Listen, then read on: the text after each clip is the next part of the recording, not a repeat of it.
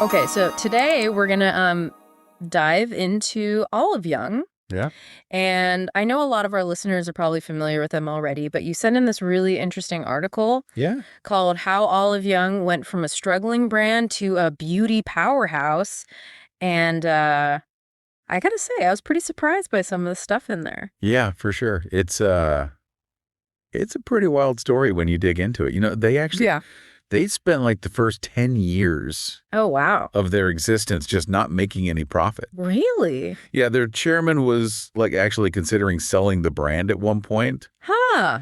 So to go from that to like the huge success they have now. Yeah. That's a pretty impressive turnaround. Totally. And like the article talks about this like bold store redesign as being like the big turning point.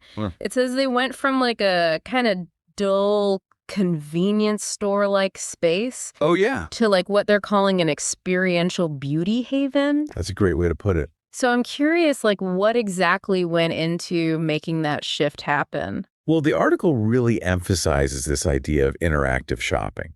It talks about things like having these specially designed fragrance rooms. Oh, wow. Where customers could actually, you know, immerse themselves in the different scents. I see.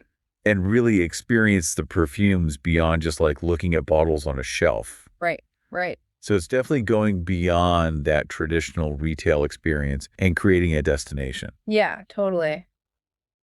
And it wasn't just the look and feel of the stores, right? Absolutely not. They also had a really unique product strategy. Oh, okay. Instead of trying to compete directly with like pharmacies or high-end luxury stores, they really focused on building their niche by partnering with domestic brands.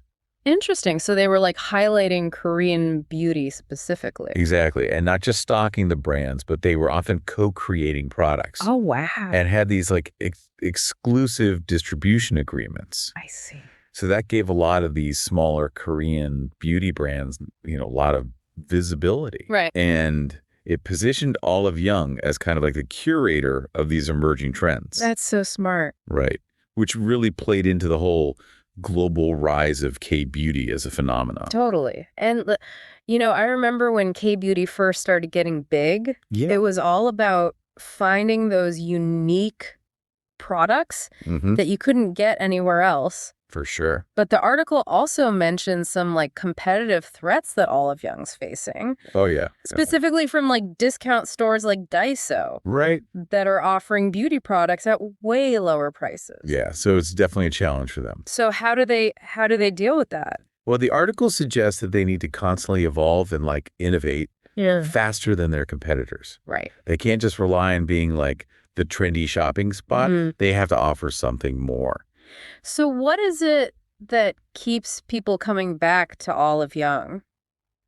Well, they definitely play up the exclusivity factor. Okay. The article mentions exclusive new products, so that kind of thrill of discovering the latest beauty innovations.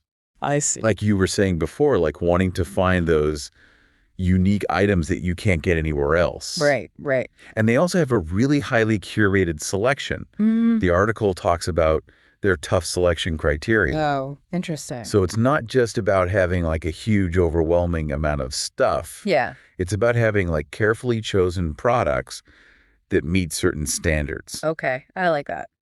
Totally. So like overall, the article is saying that Oliveyong's success isn't just about selling products. Right. It's about creating a whole experience from those interactive store spaces to constantly introducing exclusive items. Exactly. It's that whole package. But then the article ends with this question. Yeah.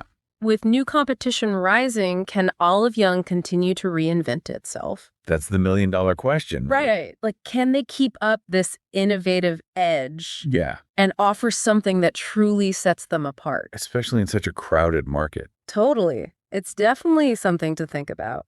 For sure. And it actually kind of makes me wonder, like, for our listeners out there. Yeah. How can you apply this idea of creating an experience to your own life? That's a great question. Whether it's in your work, your hobbies, or even just the way you learn new things, it's a cool concept to consider. Definitely food for thought.